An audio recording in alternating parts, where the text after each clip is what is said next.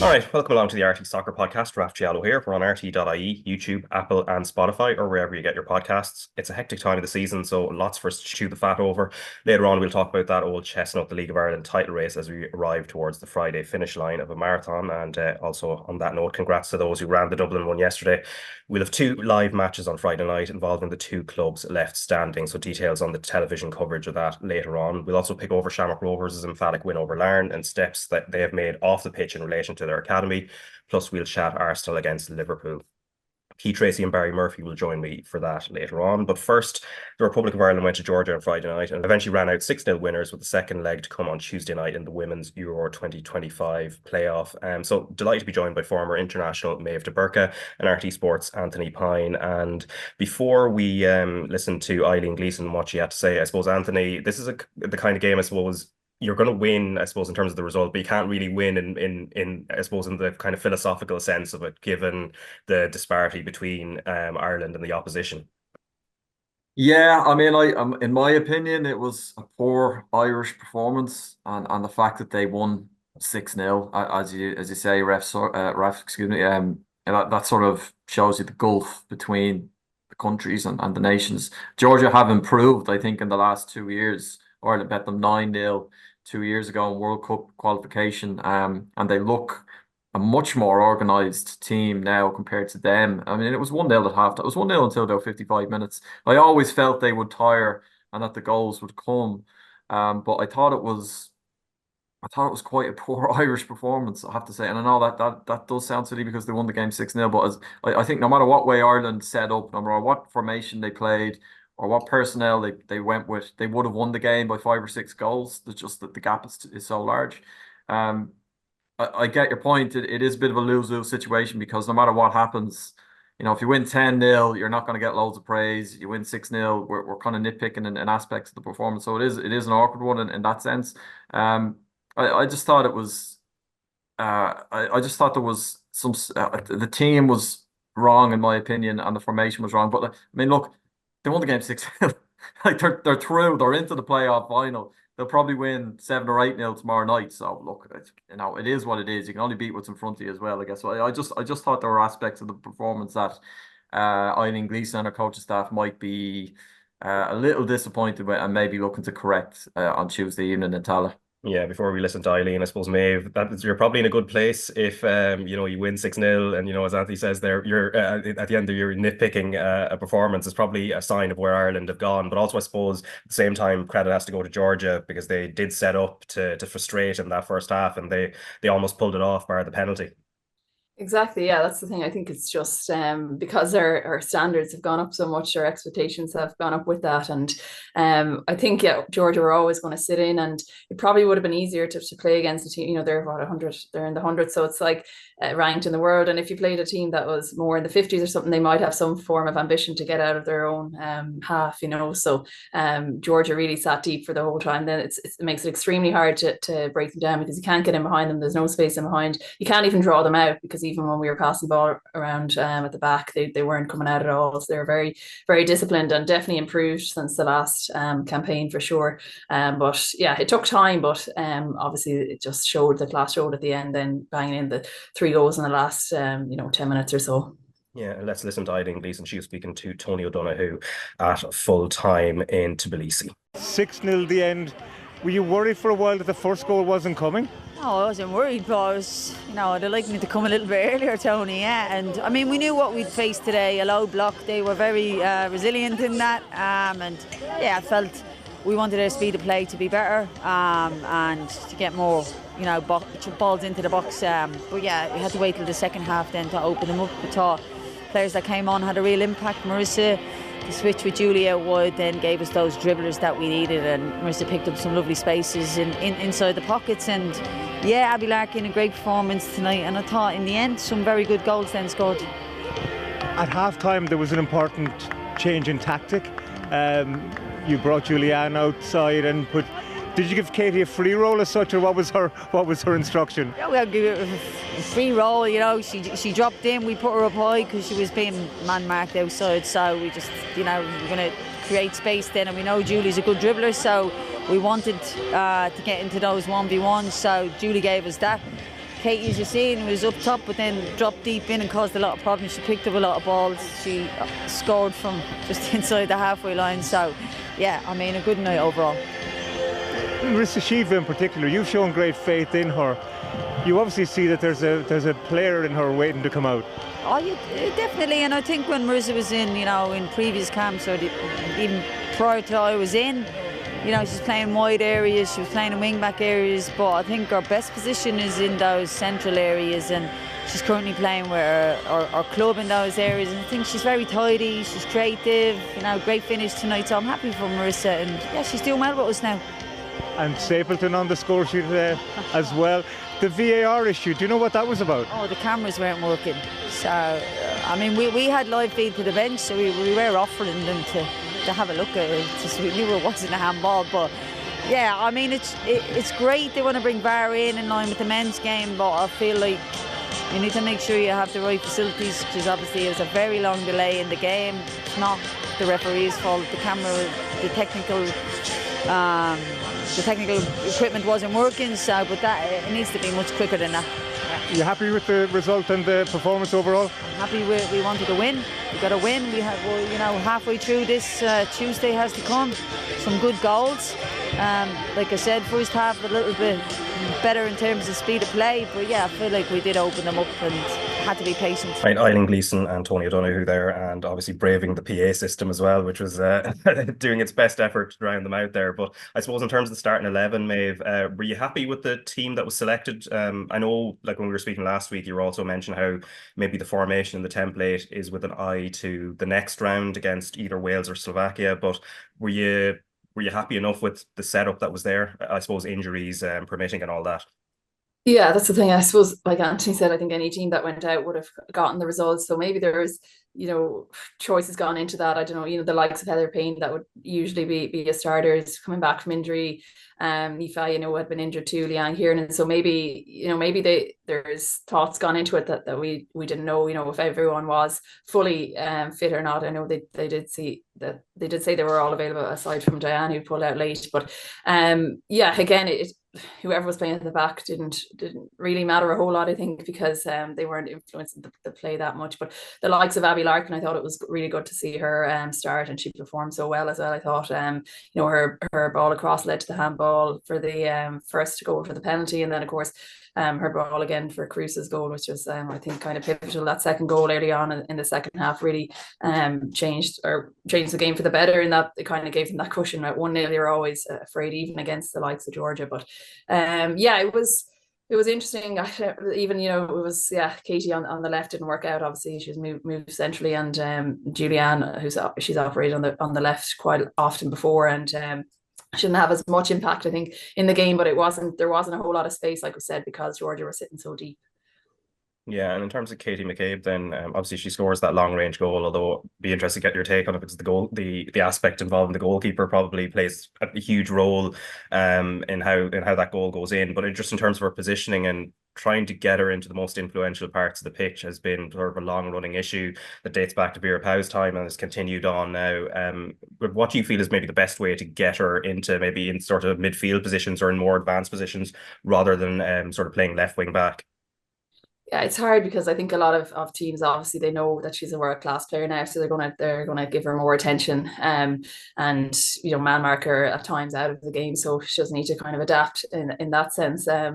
The goal itself I thought was a horrendous goalkeeping mistake, to be honest. The strike itself, the technique of it was really good, and fair play to her for taking it on. But I think it's one of the worst mistakes I've ever seen at international level. Like she appears, like Steph said on the analysis, that she just seemed to forget to put up her hands. I don't know.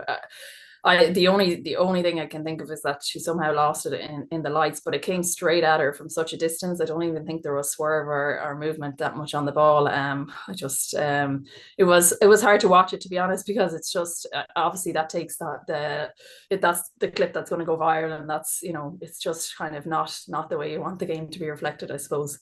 Yeah, but in terms of moments of quality, Anthony, Kira Carusa with that flick, I actually didn't see it in the moment. It was only on the replay that I actually realised what she did at the near post. And I suppose in terms of variation in attacks, and I suppose trying to get her into more goal scoring positions, she has tended to score against like sort of League B and League C opposition from what we've seen so far in her career. Obviously, she scored her first ever international goal was against Georgia back in the World Cup qualifiers. But in terms of getting her more help and that up front, do you feel there was enough of that in that game in Georgia?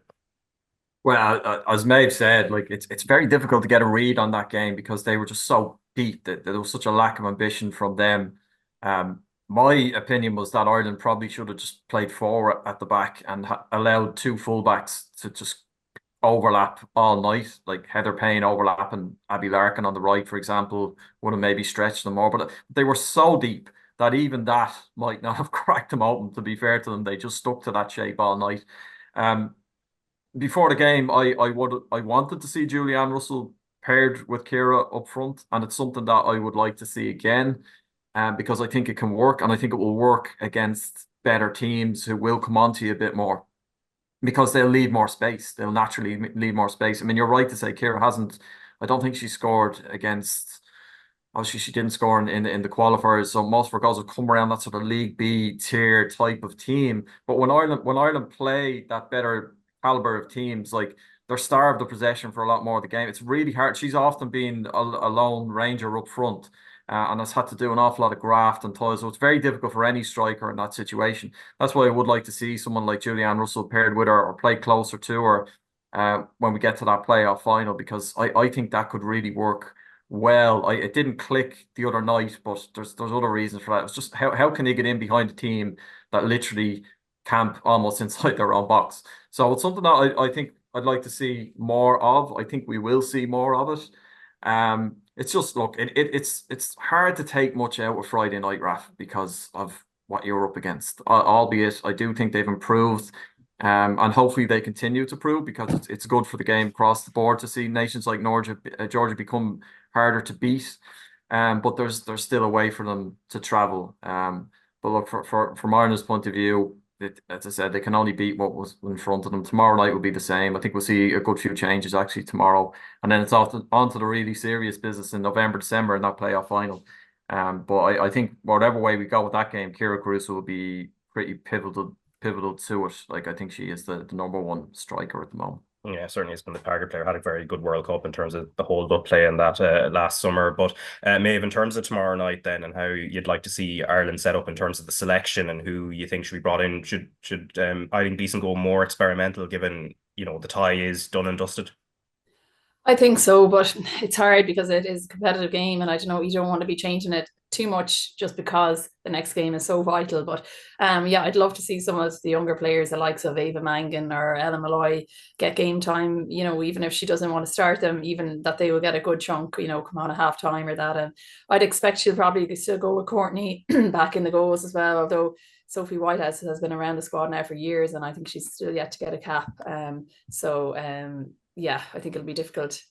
Yeah, and then of course what they're looking forward to is the next round, which is Slovakia or Wales, and Slovakia beat Wales 2-1, with Wales scoring a late goal to bring the deficit down before the second leg on Tuesday. So Ireland's head-to-head with Slovakia, it was a 1-1 draw in Tala during the World Cup qualifiers, and then Ireland won 1-0 away in Senec, and then the head-to-head with Wales. Anthony, I think we remember this from February. It was a 2-0 defeat, albeit in a friendly. So it's either way, whichever way it goes, in terms of whichever one of those goes through, it's going to be incredibly tight. Oh, absolutely. I mean, not to simplify it too much, like I would view Slovakia as being a much better version of Georgia and how they might approach the game.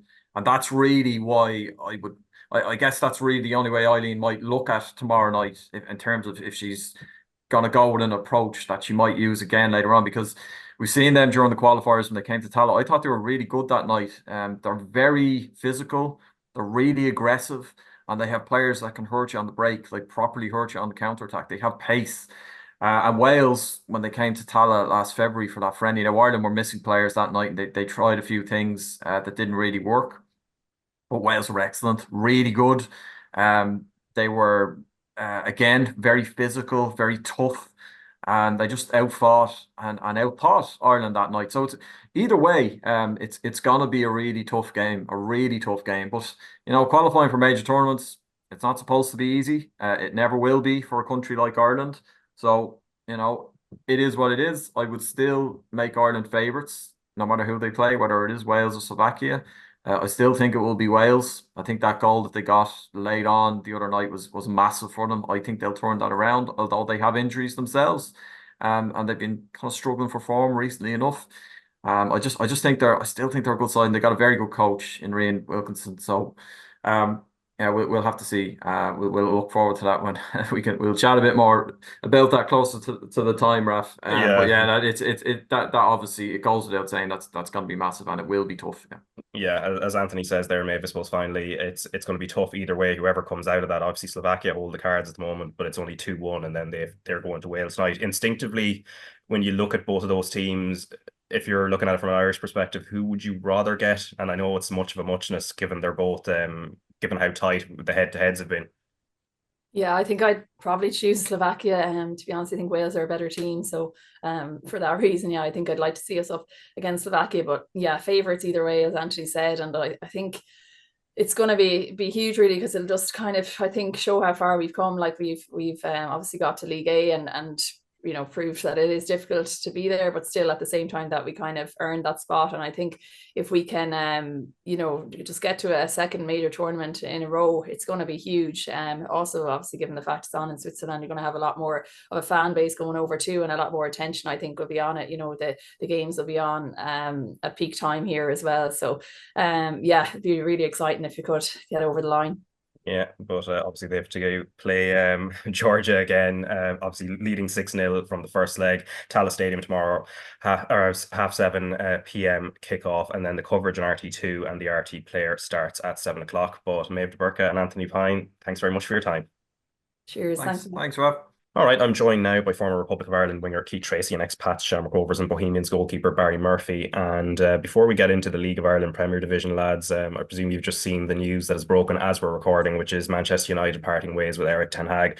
We'll talk about it later on. I think some people probably saw this coming at some stage, but it's happened now, coincidentally, as we're recording. But we're going to stick to domestic matters for the moment. RTÉ Sport will simultaneously broadcast the two matches to decide the SSE Electricity Men's Premier Division title race this Friday night, and that's because two are left standing. So Derry City versus Shelbourne will be live on RT2, and the RT player from 7:30. Shamrock Rovers' clash against Waterford at Tallaght Stadium will be available on the RT News channel, and RT player from 7:40 p.m. So just everyone make sure you have your two screens ready and you're kind of flitting between the two.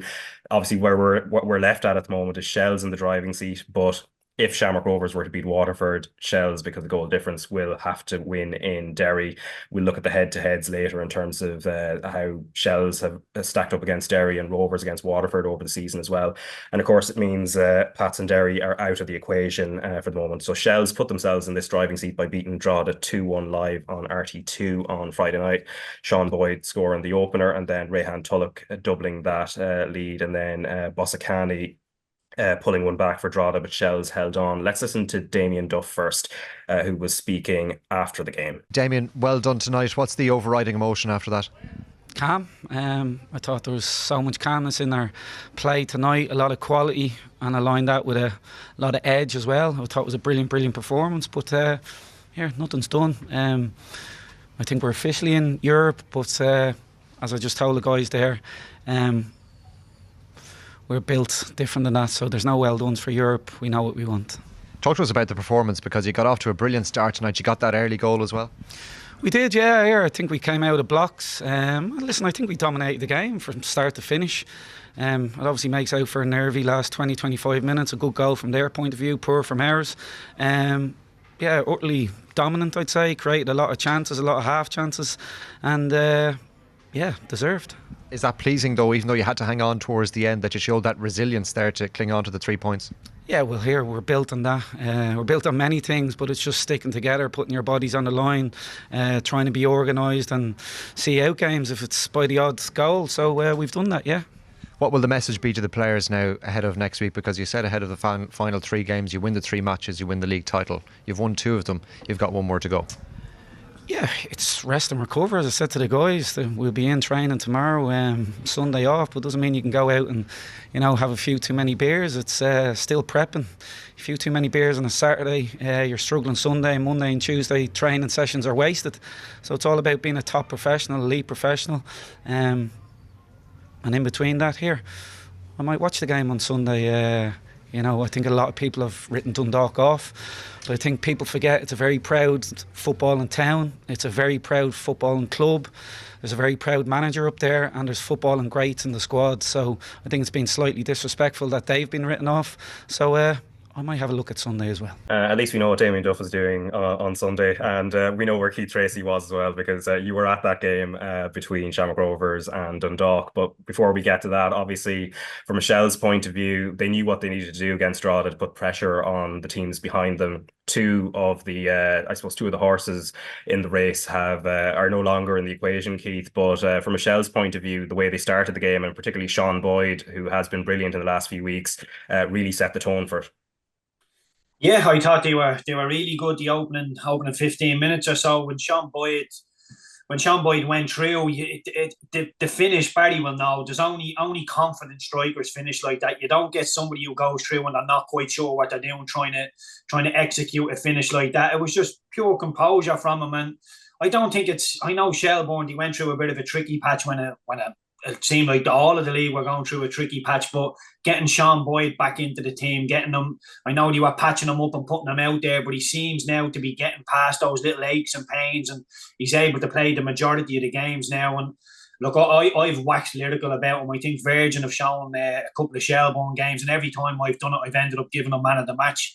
I just think he's totally different to what your modern centre-half wants to go up against. They want players that are going to go and try and go into the midfield and be the link player. But when you've got a big target man, a big physical target man who doesn't give you a minute, so often he'll run after people, create mistakes, and so often there'll be centre-halves that think this is an easy clearance, and he'll come and just put them off balance as they're doing it. And look, if you're a winger, if you're a Tulloch as well as come to the party, if you're in and around Sean Boyd, when them big balls go up there, you just have to get yourself into the vicinity and you're going to get chances. It's not, Shelbourne are such a good team. They don't have to overcomplicate it. It's, what they do, they're very, very effective at it. And listening to Damien Duff there when they're putting the questions to him about being resilient and maybe just getting it over the line towards the end against Drogheda, he said, yeah, well, that's what we're built on.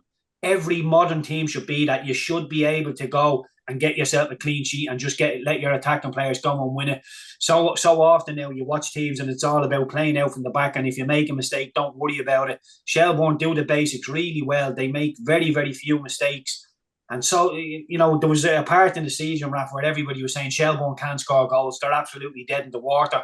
All of a sudden, nobody's saying they can't score goals anymore. And that defensive solidity that they did have, it deserted them in the mid to late stages of the season. It's starting to come back, and look, the Drogheda goal, the Bossacani, it was a brilliant little finish from him when he checks back in on his left foot and just sweeps it into the top corner. It was really nervous times, but Damien Duff used the word calm, and if Damien Duff is using the word calm, then everybody needs to be calm. But look, it set us up for what we all wanted, which is the last day on Friday with something to play for. So brilliant from Shelbourne. I've nailed me colours to the mast a couple of months ago. I stuck with Shells, and I see no reason to jump ship now. Yeah, we'll come back to that, particularly when we look at what's happening on Friday in terms of Friday night's fixtures. We'll come back and we'll hold everyone's feet to the fire for that, Keith. But in terms of the chip, Sean Boyd's chip as he ran through, because he's Barry, because he's maybe not the quickest when you look at him, but somebody was catching it at that stage. But then, from the goalkeeper's point of view, from Luke Dennison's point of view, what did you make of the finish? And I suppose how Dennison fronted up to that, because it's a clever little chip, but do you kind of stand up to it, or what way do you deal with a player who's coming through like that?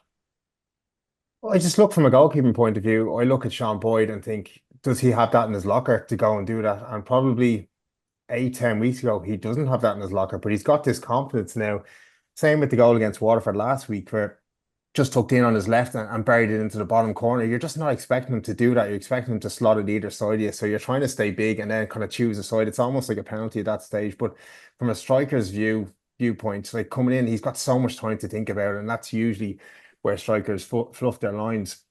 coming in when the defender is bearing down them as well. You've kind of rushed into making a decision, but he was just so calm in that situation, and just to flick it over, it's an incredible finish. And Denison does okay. He gets out, narrows the angle, makes it tough for him, and makes him have to make a decision. And that's what you want from a goalkeeper. You got to make the striker make a decision. Does that, but it's just a really incredible finish.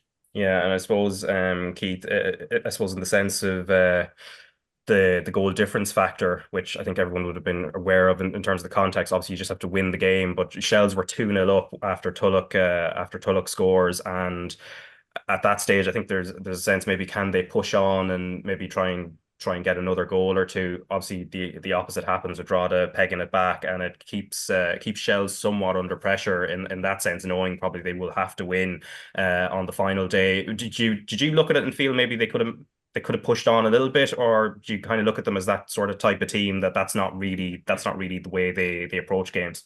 Yeah, that's not really the way Shelbourne go about it. I know I'm sitting here and saying they look like they can score goals. They don't particularly blast teams away. They'll score 1 or 2 and win the game 1-0, 2-0, 2-1, whatever it'll be.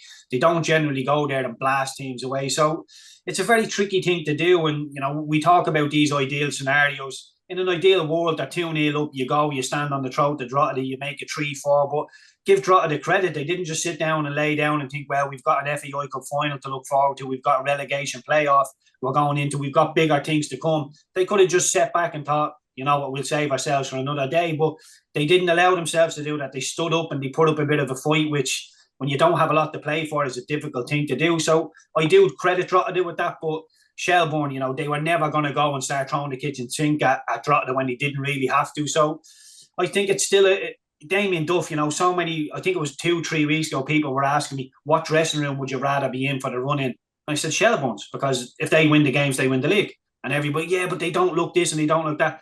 They've the most straightforward run-in, Raf. Win the game, win the league. It's as simple as that. And Shamrock Rovers will know, for as good as they've been the last couple of weeks, for as brilliant as they've been in Europe, they can win the game on Friday night and still not win the league, which is a horrible place to be going into. So Shelbourne's still in the driving seat. And as you say, Raf, they've earned this. A lot of people have saying Shelbourne don't deserve to win the league because of their form over the last couple of months.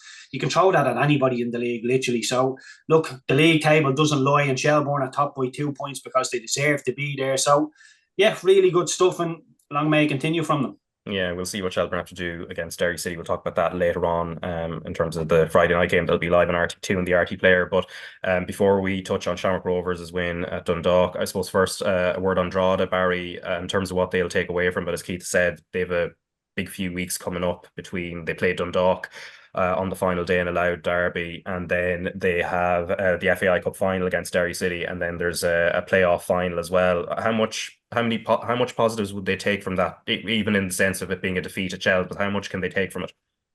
I think they'll take a lot of positives from it. They were probably under the spotlight this week as to how they go about approaching this game. And Kevin Doherty was talking about, we've got to put up a fight. We don't want to lose that momentum that served them so well, because that's what it's been for Drogheda.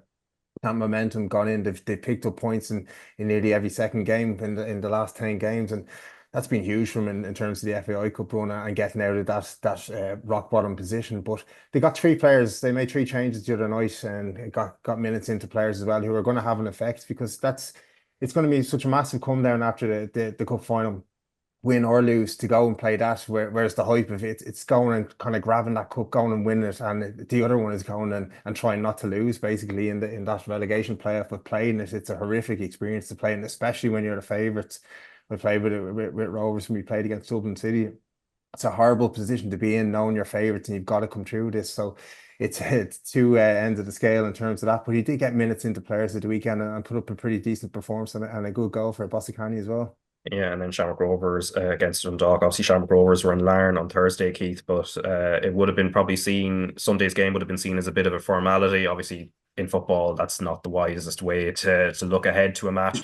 Looking at the conditions and that, you were there on co-commentary duty. Dundalk, probably the better side in that first half. Yeah, I don't think there's an argument against the Raf. I think Dundalk were definitely the better team in the first half. Hakiki crashed the crossbar. Probably could have done a little bit better with his effort, but yeah, hits the crossbar, didn't cross the line. Powell's made a good save at the last kick at the end of the first half as well. Mahon going through. And yeah, Dundalk, they were there. Their shape was really, really good. Shamrock Rovers were a little bit pedestrian in possession. They were trying to suck Dundalk onto them. And when they did, they went forward once or twice and looked like they could do something. But they weren't themselves. I was up in Belfast on Thursday, and they were exceptional against Larne from the first minute to the last minute. Total dominance, and you're thinking, are you going to go to Dundalk be a little bit leggy on an Astro pitch as well, which never helps tired legs. So the first 45 minutes, Shamrock Rovers suffered. They didn't seem interested, as I said, very, very passive. But the substitutions they made, Raf, it was next level. When you're looking at, I think it was Darragh Burns and Graham Burks comes on at half time, totally changes the game. The strength and depth that you have in that squad is just ridiculous. And yeah, once them two lads come off the bench, Shamrock Rovers just started to get a hold of it. Dundalk huffed and puffed. They tried to get the ball forward, but yeah, they just couldn't get a grip of it after that. Dundalk chasing shadows, and Rovers fairly dominant, ramped up the pressure, ramped up the tempo on the ball, and the Dylan Watts goal. It's a good strike. It comes through a lot of body, so you can't really have question marks over the goalkeeper. But on a wet and windy night, coming off an Astro, how many times have you seen that just come off somebody's foot and go high or wide or anywhere? Brilliant technical ability from Dylan Watson. He played well all night, and I do think Sean Keogh, the left back for Dundalk, deserves a bit of a mention. I know he was on the losing team, but one-on-one with Ferrugia largely kept Ferrugia quiet, and we all know how hard that is. So the young man Keogh deserves a mention for how well he did. And I spoke to John Daly before the game, Raf, and obviously his Dundalk team have been relegated. There's a whole host of off-the-field issues. And the first thing he said to me was, I feel like the lads are still with me. And judging by the performance last night, I would say they are. And that's a very, very difficult thing to do when they've been relegated. They're as low as a snake's belly, but they put up a performance. And I think the Damien Duff just prodding as well, saying they're a proud footballing team, proud football in town. I think that just got them up a bit, and they gave a very, very good account of themselves. And when you look at them like that, Raf, you're thinking, how are they the weakest team in the league? But again, the table doesn't lie, and they are. Yeah, and of course, a word on Dylan Watts, Barry, because this is not the only important goal he scored. Obviously, the goal against Apoel, there was a great strike against Drogheda as well in this run-in. Like, he's really come into his own in this run. Yeah, he has. And when you think about it, he came into the team when Jack Byrne was injured, and he kind of wasn't getting in before that with Jack in his place. And he's been instrumental in what Shamrock Rovers have done well this season, and he's been the catalyst for getting them back into the game in Apoel, and obviously back into this league title challenge as well. The header you wouldn't normally see from him. I think Pico Lopez mentioned after, he doesn't even score them in training, but to go up and get that header and get a draw up and tally against Apoel, and then to go and get the winner and draw it with a stunning strike. And again, those 6 points are going to be huge for Rovers come Friday night.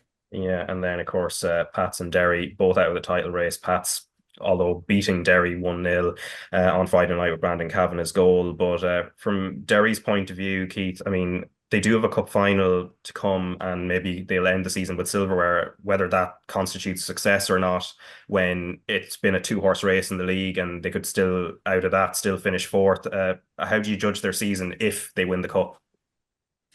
It's hard to say. It's disappointing, Raf. If they go on and win the cup, I have to be honest, if I was inside that Derry dressing room, I'd still be disappointed. I think no matter what they do, they go on and win the cup, there's still a little piece of me that would think they could have done more. There was a part, I think, where they had 2 games in hands over Shelbourne, and you're thinking they go and win them games, they're right in the pole position. But so often we've seen Shamrock Rovers slip up, a Shelbourne slip up, and you go and look at Derry's result and go, they're going to win, and they just drew. And they've had too many draws really to go and win the league. So if they win the FAI Cup, I'm sure they'll have a night out. There'll be a few beers, but when it all calms down and them players go and look themselves in the mirror, I think they'll be thinking this is a league that we could have easily won if they just shown a little bit more backbone in bad periods of games, and that little bit more defensive solidity. Andre Wisdom coming in from across the water, I thought done really well as he comes in. He's a hard tackling centre half, loves a tackle. And yeah, just Michael Duffy as well. There's so many brilliant players in that team, and you're thinking, when you look at them on paper, they're the only ones who can really rival Shamrock Rovers in terms of squad depth. And yeah, they've just been left wanting too often. They don't win the games you expect them to win, and there's no easy games for Derry. They never seem to go and really batter somebody for 90 minutes. There's always a period where the opposition get on form. But Yeah, no, I don't think you can call it a success, Raf, just because they seem to have it in their hands at one point and threw it away. Yeah, and one of the games they threw it away and obviously was against Sligo Rovers, who were down to 10 men a couple of weeks ago. But Sligo themselves were involved in a 2-2 draw at Galway United, Barry, and it was a cracking game looking at the highlights of it as it went on. And Jack Henry Francis, who was brilliant against Derry and won the man of the match in that game, was instrumental again, because I was just looking at the goals back, and he's not the one playing the assist, but he's often the one that starts the pass out that that goes out wide, and then from there a cross goes in and a goal is scored. But both teams, I suppose Galway and Sligo, will be very happy with the seasons they've had, just missing out on Europe, which is unfortunate for both, but I suppose it was reflected in the freedom of the performances against each other. Yeah, definitely think that the shackles were off the other night. You could see that they just John Coffey wouldn't be known for letting his teams just go and play expansive football, but I think he probably just said to them, go out and enjoy it tonight. You've earned that chance to go out and do that. The pressure's off you to go and do something like that tonight. And the same with John Russell. He's probably been up there with one of the managers of the seasons for me when you look at the budget they're dealing with. And yeah, it turned into a really entertaining game, but they've had two brilliant seasons. When you think they were in the European race right until the second last week as well, they would have snapped their hand off for that before the season started. Yeah, and then Waterford, of course, drew 1-1 with Bows with a late equaliser in that game. And of course, their season may be over in terms of whether it's trying to get to Europe or in terms of the relegation zone, has been for a little while, but they still might have a role to play on this final day, of course, because they do play Shamrock Rovers live on RTÉ News Channel and the RTÉ Player. And looking at the head-to-head, Keith, in terms of the tweet with Rovers over the season. So interestingly enough, they beat Rovers in Tala 3-1 earlier in the season, but they've lost both games in the RSC, and this Friday's fixture, of course, is in Tala. Like, what chances do you give Waterford that they might throw a spanner in the works and prevent Rovers getting the win that they definitely need to keep the title race alive? It's definitely on the cards, Raf. I wouldn't take it for granted that Waterford are going to just roll over and let Shamrock Rovers beat them. There's some really good players. I like Patterson, Parsons, Podrick Hammond obviously is a big threat. And look, I said this before. I've been in days like this when a team is coming to town or you're going to a team and you're just there as cannon fodder.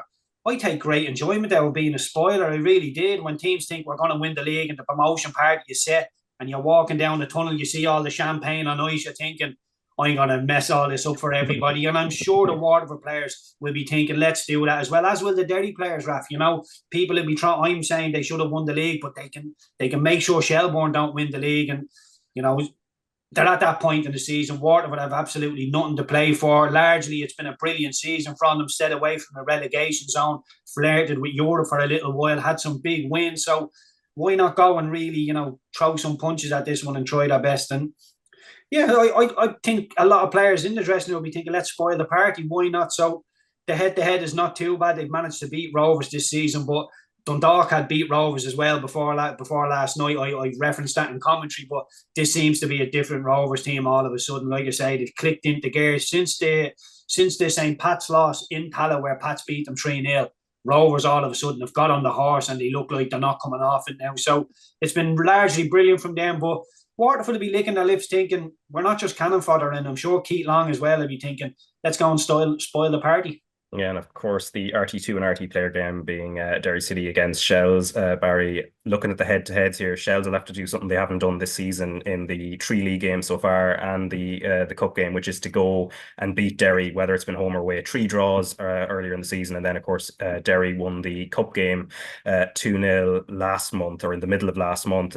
What chances do you give that Shells may, change the narrative here and actually get the result that they want, especially considering where I suppose Derry are at mentally, where they're out of the title race, but they have a cup final to come?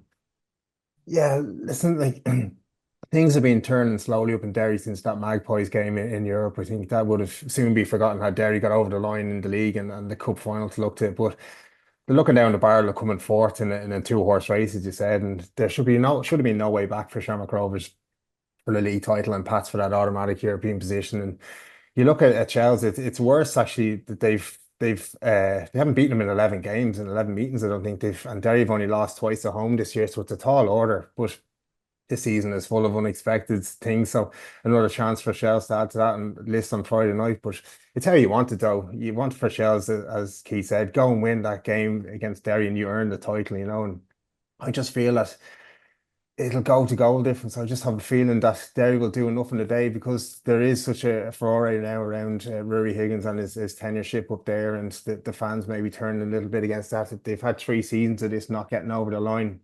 Haven't really built a team where you look at the likes of even Patson since Stevens come in, has started to put the real seeds of a team for next season. Derry just haven't done that. They've maybe have 13 good players and they haven't added to that into a championship winning side. And I just feel that they need to go out and do something on Friday night to appease the fans before a cup final. So it'll be a tough one. So I'm gonna put your feet to the fire now. I'm gonna make you call it, Barry. Instinctively, as you look at it now, and obviously, look, this is football, and as we know, things there's always a twist or turn to come. But if you're calling it now, do you feel it's Shamrock Rovers? I think it will be. I think I can't see Shells going there and winning. Damien might get Mourinho on the line during the week and try and inspire them to some sort of a win up there in the Brandywell. But I think it'll be a draw in that game, or Derry win and Rovers go and win it in goal difference. Yeah, it might be worth getting Mourinho on. He still seems to be in good form from what I saw after the Fenerbahce United game. Like he was pulling out all the classic lines. But Keith, I know you mentioned Shells earlier. Are you still do you still feel that they'll go to Derry and they'll get something there? Yeah, I think they will. I think their thinking has been really, really clear from the 3 games left to go. They've won 2 out of 3. And Damien Duffy's just role, he's kept the message clear. We need to go and win. It's there in black and white, Raf. I think it's, for Shelbourne, if they'd asked this question at the start of the season, go and win up in Derry and you win the league.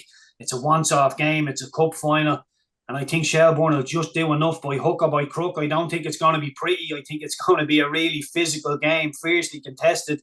But I have a feeling that man, Sean Boyd, will just get his head on the end of something, or his foot, or just force the ball into the back of the net, and they will not let Derry score. So, yeah, I've nailed my colours to the mast. So I said Shelbourne from very early on, and I'll stick with it. If Boyd does do that, I suppose all he has to do then is pick out where does he want the statue built around Tolka Park. So we'll see. But anyway, the matches, just as a reminder, Derry City against Shelbourne live on RT2 and the RT Player starting at 7:30 on Friday, and then 7:40 Shamrock Rovers and Waterford live on the RT News channel and RT Player. So it's a night for 2 screens now. Rovers' season won't be ending whatever happens on Friday, because they still have European commitments in the Conference League, and of course they went and they got a really credible 4-1 win away at Larne. And Keith, you mentioned you were up in Belfast, up at Windsor Park for it, and it was a game where I think Barry had mentioned last week that the Larne defence probably lacked a little bit of pace, and Rovers' pace through Johnny Kenny certainly had an impact. And then on top of that, the set piece threat that they had. Yeah, to be fair, you could tactically look at this. You could try and analyse it to death, but I do think there's a little bit of a gulf in class in the 2 teams. I was sitting in the Larne end. I was listening to the Larne majority, the Larne public, as they were speaking, and I think they sort of realised that Shamrock Rovers were an awful lot better than Larne.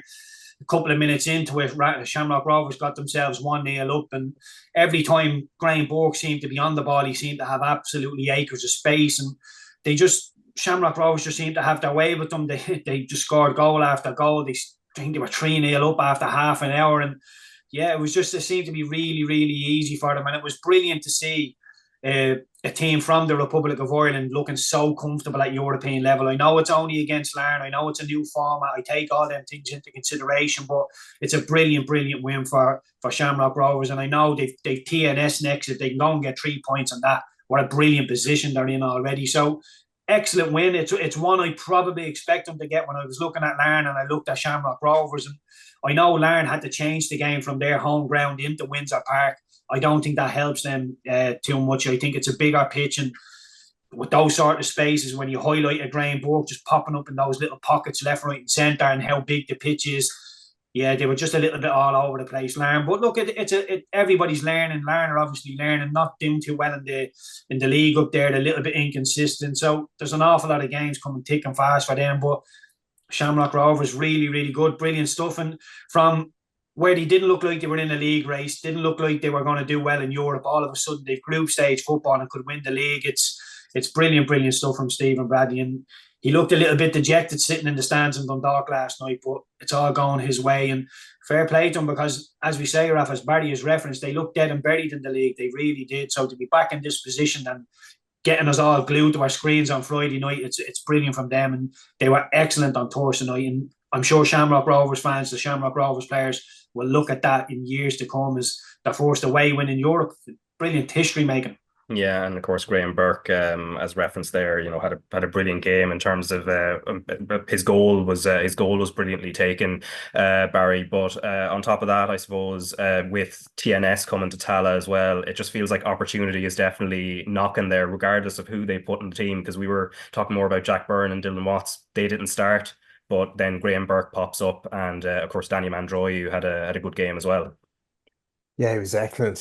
As he alluded to already, just the quality in the squad. They could put out 2 11s at this stage nearly, but Graham was just sensational. He just found that little pocket on the right, and I think it was alluded to on the night. The Bulger and Todd were playing centre half. We referenced it before last week. They were just so immobile and slow that they were so worried about Johnny Kenny going in behind that Graham just found himself in so much space in front of him that he could open them up. And then you've got Danny Mandrew and Matt Caniff on the other side as well. So you've got threats from all areas, and that's what Rovers, you speak about Derry not building a squad, that's what Rovers have done so well over the last couple of seasons, and they've built a squad for Europe as well, because the league you've got that quality in the league and it looks after itself. So it was all about building a European squad, and they've done that and carried it over into the league as well. Yeah, and also there's a lot happening off the pitch as well, in terms of something that was reported by David Sneyd in the 42 last Wednesday. And this is Shamrock Rovers reclassifying of their academy as a school-age childcare provider. So this is to avail of funding via the National Childcare Scheme. So Rovers would receive at least €2.14 per child per hour of training. And what it would do would also increase the contact hours, 300 hours a year for kids in the age bracket of 8 to 14. And would also, on top of that, the knock-on effect would potentially create a number of new academy and coaching positions at the club. And Owen Doyle, who's been on this podcast many a time as well, and also writes a column for RTÉ Sport every Friday, which I always recommend people to give that a read. He's played a key part in this, as was mentioned in the 42 article. Rover stressed that this project that has been established due to the work of former player Owen Doyle's consulting firm Sport Casanta could also be taken on by clubs in other sports around the country. And just an extract from a piece that Owen wrote on the 5th of July, which was published on the RTÉ website, if you want to check that out. It was about the National Childcare Scheme and the fact that it could be a game changer. He wrote, "The NCS, a scheme I'm deeply familiar with due to my day job now as a childcare provider, could revolutionise funding for football academies. From September 2024, every child in Ireland aged 2 to 15 will be entitled to €2.14 per hour towards their childcare needs, up to a certain number of hours per week. This scheme, if utilised by football academies, could drastically increase contact hours for young players." And I suppose, Barry, it's a clever move, I suppose, from the club. How likely is it that other clubs will be able to follow that model, and just how could it revolutionise the game, especially in terms of, as we talk about a lot in terms of the funding, academies are expensive to fund and to run, but if you can allocate funding specifically for that, it takes the pressure off other areas of a club. Yeah, it's massive, and it's a brilliant brainchild of Owen Doyle and John up there as well. And they've got to be kind of inventive about how they're going to get funding, because it's so hard to kind of secure that sort of level of funding from government at the moment. The hoops you have to travel through, and just in terms of it being scalable and going to other clubs, they basically, by adding additional child protection measures and staying compliant, every club could do this. It's not really a reclassification as such. It's not like a daddy daycare with some football. It's more school-age childcare provision within the academy. And Shamrock Rovers have set up a community foundation. It's a non-profit entity set up separate from the club to manage the operation. So basically, it's up to the age of 15, and it's worth, as you said, around €2 for each child. So as coach, it's the potential to hit the figures of our European counterparts, and it's a huge opportunity as well for women's participation in the sport to be increased. Because Rovers, I think, are already planning on setting up a parallel academy for girls, which represents a massive boost for women's football, obviously. But to avail of the funding, the academy coaches have to undertake training with Tusla, and all the vetting requirements they intake as well. But within 12 months, the club hope to have around 30 paid staff, with the potential to scale up to 40 if the pilot program between 15 and 18-year-olds gets the green light as well. Yeah, and then the contact hours, I suppose, Keith, that's always been something, I think, as Barry kind of alluded to there, that's probably one of the areas we've been very far behind the rest of Europe. And if that can be brought up in terms of coaching, and you look at the potential benefits that could have on a player developmentally, that could be huge for the country if it goes across, obviously from beyond just Shamrock Rovers, but across the country. Yeah, I think it's massive. It's what we're all calling out for. It's just more time on the pitch, more contact hours with the kids, and there's so many grassroots problems, and this will seem to get people into the building, and it's exactly what coaches, what players want, more time together. So yeah, it's what we need. We're lacking on that, Raf. I've highlighted so many problems within academies. I grew up in an academy over across the water in Blackburn, and I know what a great model looks like, and I know what the Irish model looks like. So it's getting us on the right path. It by no means cures all the problems, but it's a brilliant little, as Barry says, brainchild, and it's something that gets us going in the right direction. And more contact hours is what's needed, and it's hopefully what will come out of this. Yeah, and just moving on to the first division, of course, the playoffs are ongoing. Their first legs have occurred already last Thursday. Second legs tonight. Bray Wanderers leading UCD 2-0 with Guillermo Almiral and Christian Magarusan scoring the 2 goals there for Bray. So that's come as a little bit of a surprise, I suppose, Barry, in a certain sense, because UCD were the ones that, in terms of the teams in the playoffs, that finished highest up in the table, but Bray sort of turned the tables on them. Yeah, and UCB would have been delighted to finish second and get Bray in that playoff. That lone blew it on the last day, got beaten by 2-0 by Kerry. So you would have been looking at thinking, yeah, we've a great chance to get into a playoff final here. But they just didn't turn up on the night, and Bray played really well, and it could have been more, if being honest. And I still fancy UCD to come back and get something, but their record at home is actually really poor. It's 5 wins from 18 this season. So they've all to do in that game, and obviously you look to the other game as well with Wexford and Athlone. I think they've been really tight games this season, 2 wins apiece and a draw. So you can see that one going the whole way as well. It'll be a really tight game in the first one, and I'm sure it'll be the same with the second one this evening. Yeah, and Keith, even looking at the goals that the Bray scored in that game, they all sort of came and stemmed from running at the UCD back four. I suppose the first one, a great cross from Kieran Cruz, and then into that, I think that area that you've talked about, I think that Sam Allardyce used to always talk about, which is the position of maximum opportunity, just across the far post, and then Almiral is there to tap it in, and then I suppose Magarusan's goal, it's not so much a cross, but again running at the defence and a pass into him, and then he slots it in well. But that's going to be an area, I suppose, Bray will just try and replicate that now tonight. Yeah, I think Bray will have the blueprint now for the return game. As you say, Raf, running with the ball is a big weapon in there. So UCD will try and have to stifle that stop balls coming into the box. And yeah, they do that really well. Get the ball out wide. They flood areas, like you say, Palmo. I can always hear Sam Allardyce rattling in my ears as soon as the ball comes into the box, and they do really well. But I would be like Barry. I would fancy UCD to be able to turn that around. I know they've been really good this season. It's going to be difficult, but look, it's never going to be easy getting out of any league. So there's going to be times where you have to bite down and you have to really grit. So I think UCD will manage to do that. But they made some basic mistakes, and Bray took advantage of that in the first leg. But as I say, I think UCD have the class and the know-it-all just to be able to turn that one around. Yeah, and I suppose the other game you kind of mentioned already, Barry, but Athlone, of course, it's very narrow between themselves and Wexford and now they go to Ferry Park, and Dean Ebba's goal is the only thing that separates them. They were able to keep Alua and Dobbs quiet in that first game, but it'll be hard to see them keeping them completely quiet over the span of 180 minutes. Yeah, they've got goals in them as well. And as Keith alluded to there, the speed on the wing as well is where these teams can be unlocked, especially in Ferry Park. They've actually been good come the end of the season. You've got Aaron Dobbs and King Corbley as well, 2 really good footballers as well that can get you right back into this. And as I said, it's been really tight the last couple of games, so you can nearly see Wexford getting back to level on terms and get this going the whole way. So one to look forward to this evening, yeah. Yeah, and Mikey Rowe was on the bench for that game. Potentially, maybe he'll be in consideration for tonight. But also other news in the First Division, Cove Ramblers is takeover by the FC32 group, a US-based group that also owns Austrian second-tier club SKN St. Polten. And they're also aiming to have a senior women's team at Cove by 2026. So it'll be interesting to see the developments there. But again, it's another example of the multi-club model coming into the league. But I mentioned it earlier, just as we began this section of the podcast, and it was the news news about Erik ten Hag. So in Manchester United's statement, said that Erik ten Hag has left his role as Manchester United men's first team manager. Erik was appointed in April 2022 and led the club to 2 domestic trophies, winning the Carabao Cup in 2023 and the FA Cup in 2024.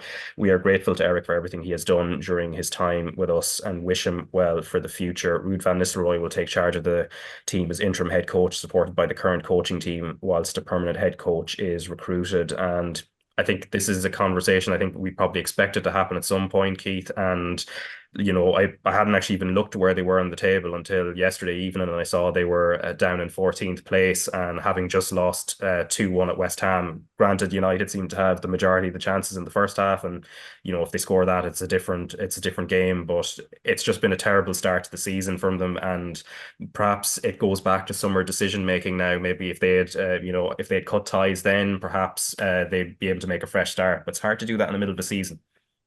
Yeah, well, I always thought this was going to happen sooner rather than later, Raf. It was common knowledge that at the end of last season, Manchester United went and won a cup, and Ten Hag was given the outward message that, you know, me winning the cup has saved my job, but that wasn't the case. Manchester United shopped around and they looked for a manager.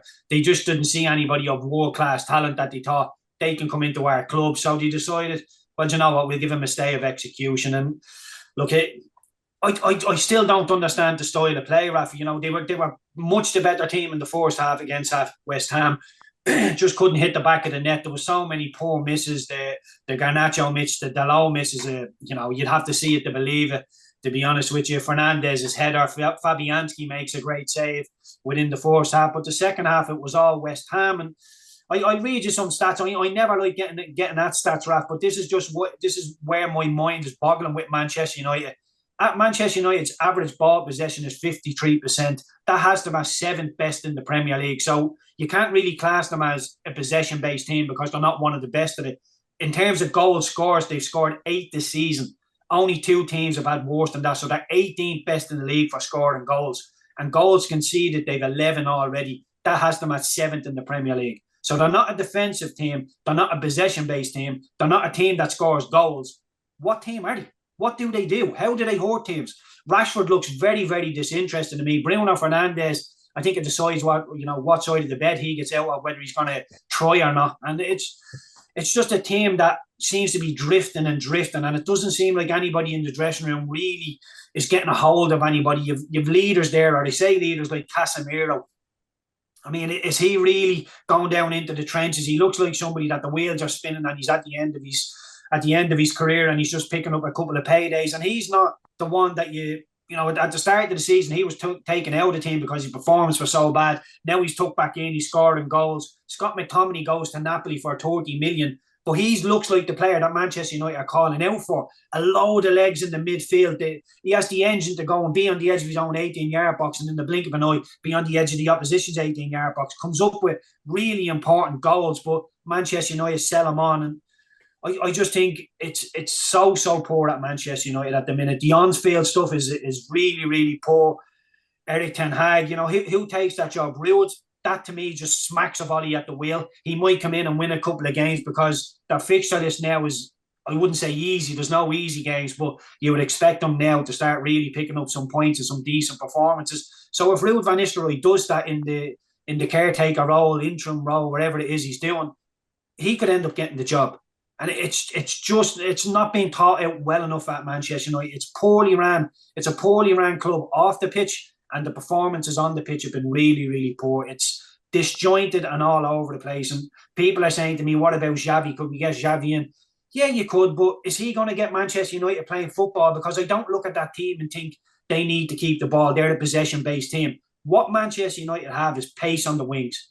Pace on the wing can hurt people. And when a bigger team comes to town, and there isn't a lot of bigger teams than Manchester United, when they sit back and Bruno Fernandes has that ball to a Garnacho or a Rashford or straight into Hoyland, Manchester United look dangerous. But when they have the ball at their feet and they're trying to open up teams, they look like they can be hurt, because when they lose it, they're so open. Luke Shaw not being at left back obviously hurts them.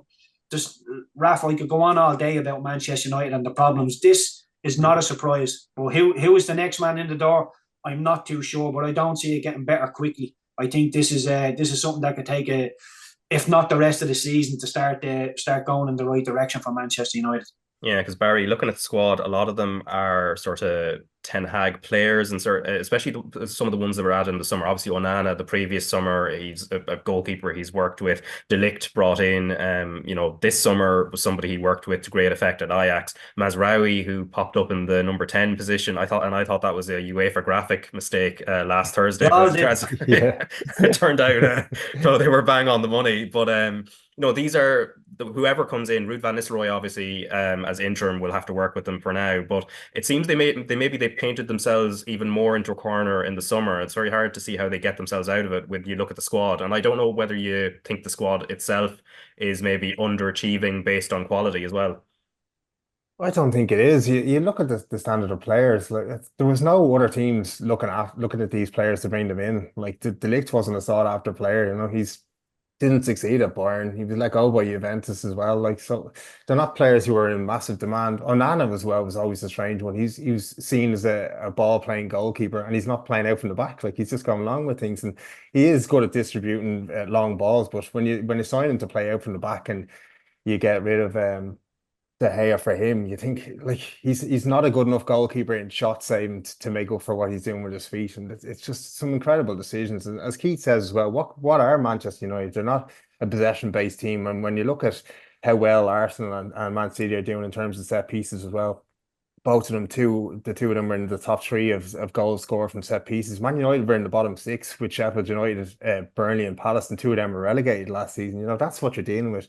They've no clear identity, and even off the pitch, there's little things. I know that Ericsson is probably misquoted about what he says about not being up for the game as much as the other team. But when that sort of stuff leaks out from the dressing room, and you've got the whole thing with Ferguson not being the kind of his position taken away from him as well, this whole new era of Ineos just hasn't started well, and I just think he needed to go after the FA Cup final. I think that obviously put a bandage on a gaping wound, and it needed to change. The similarities there to bring it back to our league with Bowes and Decky Devine. He probably could have gone after that cup final and not waited till 9 games into the league season here. And it's similar with Man United, what they've done there. And just as Keith said, who'd you bring in now? It's a tough job, and it does reek of that. If he gets a couple of wins under his belt, that Ruud will end up getting the position until somebody they take fancy to someone else in some other league. Yeah. Sorry, Raf. To be honest, I think like I spoke to John Daly last night, and I know it's chalk and cheese, but he said with a Dundalk team that's already been relegated, confirmed relegation, he said I feel like the lads are still with me. I feel like they're still on side, and that's translating onto the pitch. Or I thought it did, and definitely in the first 45 minutes for Dundalk. But when you look at Rashford, his performances, he doesn't look like a player that wants Erik ten Hag in the club. When you look at Casemiro was cast aside already within the season because his first couple of performances weren't great. He was taken out of the team. Christian Eriksen, he was thrown in the freezer and just taken out. Didn't even get to the frost, thrown straight back into the team. And he made a mistake against FC20. Scored a great goal, but made a mistake. There's so many players within the team, Raf, that I think I've took a look at them and thought, no, you're not for me. And I just think the dressing room is all over the place. There's people that are trying, people that aren't trying, and it's just disjointed. And when a dressing room goes like that, there's only one person going to get the blame, and inevitably it's the manager. But I do think he burnt a lot of bridges, I have to say, with the Christian Eriksen stuff. If I was treated like that, taken out of the team, put back into the team, I'm not sure I would take it too well myself. Yeah, but let's move on to Arsenal against Liverpool. So a 2-2 draw there yesterday, and Keith, I know, I think it's well documented you're an Arsenal supporter. So do you look at this as a good point in the circumstances, because the only member of the established starting back four was Ben White, and he's playing in at centre half at the end of the game. And Liverpool didn't necessarily play all that well, but they still, they nicked a point there, and they continues that bit of momentum that Arne Slot has built there. But from an Arsenal point of view, good point or a bit of disappointing given that they had been in a winning position?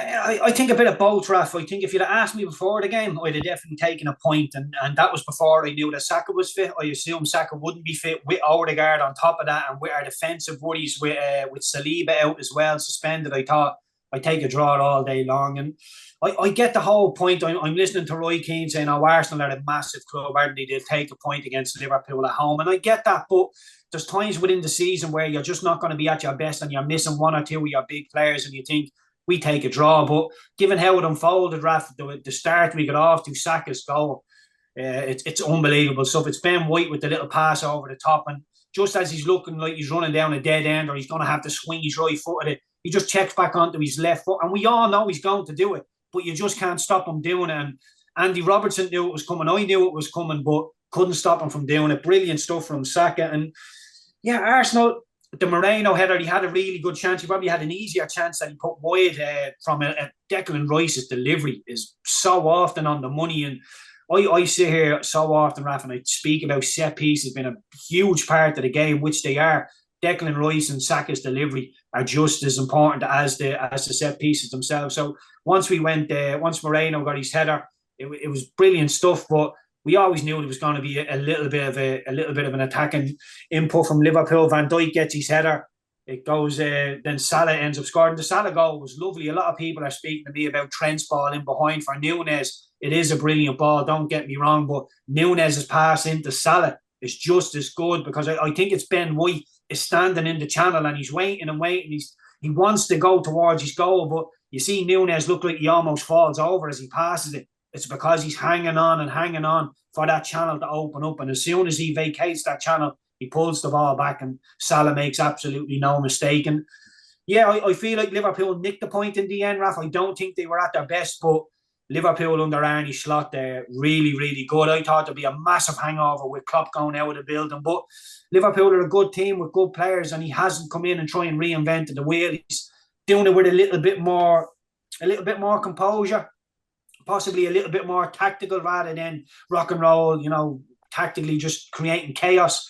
Seems a little bit more by design with Liverpool. So Arne Slot's been excellent. Liverpool have been brilliant, but I've said this once or twice already. I do feel as the international windows go on, as Liverpool keep playing in Europe, Luis Diaz going over to South America and back, McAllister the same, I think that will start to hurt them, and not having a natural number 6 when they get to the elite level against the big teams in Europe and within the Premier League, I think will come back to hurt Liverpool. But yeah, I'd have definitely taken a point before kick-off, Raf, but bit of a sour taste in my mouth after the game, knowing that we could have won that and Liverpool weren't at their best. Yeah, and it was a weekend as well, Barry, with 2 Irish goalkeepers starting Premier League games. So, of course, Queeveen against Arsenal, and then Mark Travers then putting in a really good performance for Bournemouth against Aston Villa. I suppose maybe if you want to talk us through first the Queeveen Kelleher and how he dealt with Saka's goal, particularly because he kind of gets beaten at the near post, but there's so much power on it, maybe there's not much he can do. And then on the other side of it, Travers' overall performance as well at the weekend. Yeah, I'm surprised more's not made of Van Dijk running back for that goal. Like, if that's a Man United centre half, I think Neville and Roy Keane and the boys in the panel are going through him first. Like, he's jogging back, and Saka is going to turn back onto his left and try and get a shot in. And if Van Dijk gets back to that angle, he can just show him outside him, and he doesn't get that shot in. But listen, it's 5 yards away from the goal for Queeveen Kelleher. He's just got to stand there, get his arms up, and hope it hits him with that. And obviously that old adage of getting beaten at the near post, but when it's hit with that ferocity at the near post, you're just not saving it. You're trying to make yourself as big as possible, but there's not much you can do with that. But yeah, a good night for Travers as well. And it's funny that the manager Areola was just talking about Arisa Balaga and not playing him because of a small abductor injury. And when you look at the end of last season, he gave Mark Travers 4 games when Bournemouth were safe, so he could have a look at him, and he did well. So the manager knew he could trust him, and his save from Onana in the first half is sensational when you look at it. To get that kind of, he's got his whole hand on it. He's managed to kind of manipulate his hand enough that he can flick it around the post in a split second. And then in the second half, his save from Pau Torres and Ollie Watkins, he's put himself firmly in the mind of the manager now. And when you look at Kepa, he's only on loan from Chelsea, and he's so inconsistent in his performances as well that if Mark does get a run of games, I can see him being given a chance of staking his claim for that number 1 position. Yeah, and then of course there was Ipswich against Brentford as well, and Sammy Szmodics scored in that game as well. But Jack Taylor missed out through injury, and it looks like he's a major doubt for the November games. But I think the biggest news from that game, Keith, was Chiedozie Ogbene picking up what looks like a bad enough injury. His manager Kieran McKenna said it is a bad one. We think he's torn his Achilles. We'll need to see, but he's going to be out for a period of time, and that could be 6-7 months. Who knows? Obviously, he hasn't been fully diagnosed there, but given how important he is for Ireland, this is a massive blow, not just for November, but beyond into the start of the World Cup qualifiers as well. Yeah, it's a big one for Ireland. I know people have said to me straight away, well, Festi Abiselli will go in there and do just as good a job. Festi's early couple of games for Ireland, he's looked really good, but Benny's been our best player over the last probably 18 months. Even games where we haven't played well, he's been the torchbearer. He's been the one picking up the ball and driving at people, getting us up the pitch. So I do think we'll miss him. I'm sure everybody, every Ireland coach, every Ireland fan is coursing their luck, because just as we look to be turning the corner, getting a little bit of momentum, which we had to fight so hard to get, we've lost one of our better players. But look, it's never going to be straightforward. There's always going to be injuries. Seamus Coleman has struggled with injury in the last camp as well. We were without him.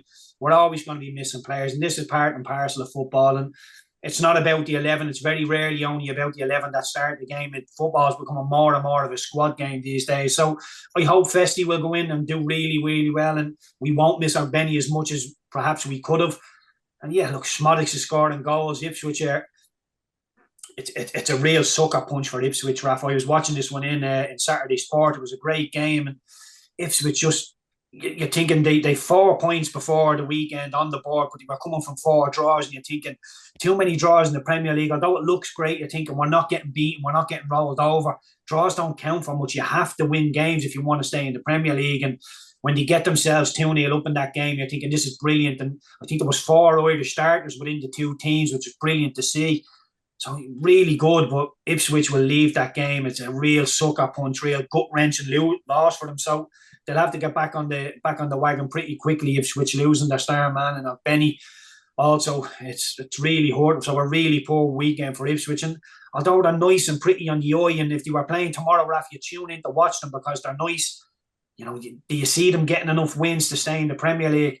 I'm not too sure. I think the 3 that come up are in banging danger, going straight back down. But the Ogbene ones, it's a real blow, and we wish him all the best. He's in real danger of missing the rest of the season. If he misses 5-6 months and then getting his fitness back, it's going to be a tall order for him to come back before the end of the season. Yeah, and then compounded with that, also one of the players who really stood up in October, Robbie Brady, also suffering what looks like an ankle injury while in action for Preston against Plymouth at the weekend. Not too sure about the full extent of it, but again, the November games aren't all that far away. So for Hamer Hallgrimsson's point of view, it's just more headaches.